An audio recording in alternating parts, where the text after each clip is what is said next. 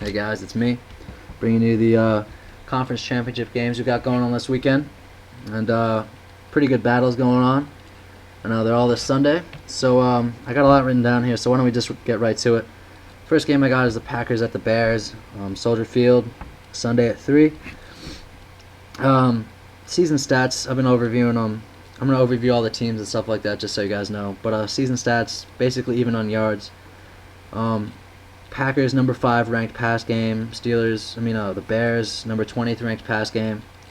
So huge difference there for the offenses. Packers are number 24 in the run game, but then again, everyone's talking about the Bears' high-ranked run defense. But I mean, the Packers haven't had a run game this whole season really. So I say no run, no problem for the Packers. I mean, if they got nothing, what's this? Nothing for the Bears to stop. They've obviously been going places on the pass game. I mean, John Kuhn's gotten a few third down runs, but nothing serious.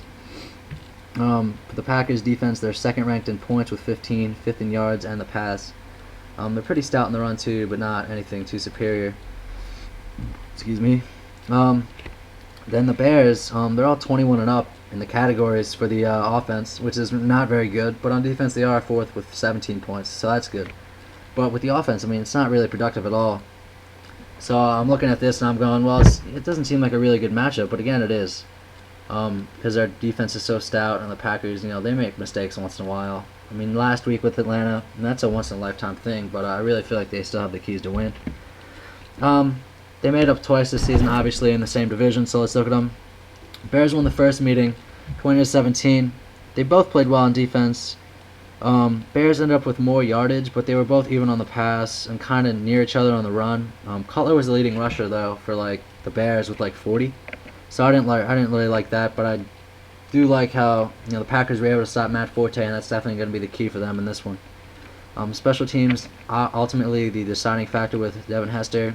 Bad third down percentage for both teams in the game. Each had one pick. Cutler was not sacked, and Rodgers was sacked 3 times, and they were even on possession. And then, definitely the Packers' ability to stop Matt Forte was definitely big for them. Going to be huge this week, though.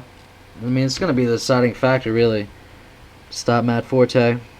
And Rodgers sacked 3 times, which really is a rarity. But okay, last game, second game, the Packers won 10-3 to get into the playoffs, to get into this spot, basically. They both played well on defense again. Packers gave up the run a lot, which not like their first one, but the Bears gave up the pass pretty big. I mean, Packers had 300 yards or something like that. Terrible third down percentage, 11-12% for each team, which wasn't good. Even on possession, Cutler had 2 picks, Rodgers had 1. Even in yardage again, but that's because the Bears had a pretty good run game that day. Their pass game wasn't too great. Cutler was sacked 6 times, which is pretty awesome, and is definitely going to be the key if the Packers want to win this one, to get pressure on Cutler and stop Matt Forte. But then again, it was a no-meaning game for the Bears. Probably hard to get some motivation going. So I'll give the Bears that. But ultimately, let's look at this. The key to the game here for this week is definitely Aaron Rodgers. If he plays like last week, game over. Sorry, Bears, your season's over. But if he plays shaky and not has his best game, I really think the Bears might pull this one out. Thing to remember though is it is a rivalry. It is at Chicago, but for the Packers coming from Wisconsin, the weather won't be a factor. So final for this one, I really picked the Packers 24, Chicago 17.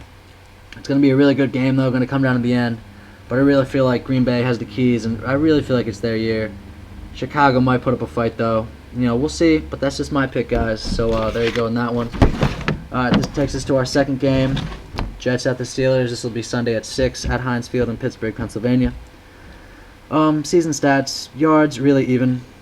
Jets had the 4th ranked rushed offense. Steelers number 2 rushy. That'll be definitely a good matchup in the game. They did meet once during the regular season. The Jets won that game 22-17. It was a really good game to watch. And in that game, Steelers had more yards, first downs, time of possession. They had everything more than the Jets, really. They probably had more players on the field at some times. But the Jets made key stops on D. I mean, they had that safety. I don't think there were any interceptions. Can't really remember. But definitely made key stops on third down. I can't remember the third down percentage, but definitely enough where the Jets were able to get key field position sometimes, key special teams plays here or there. And that's just what really came down to it, because Ben Roethlisberger had 264 yards and a touchdown. Mendenhall had almost 100 and a touchdown. And that's what they've been doing all season, and that's how they've been able to win games like that. And it's really just surprising that with the way the Steelers played that the Jets won.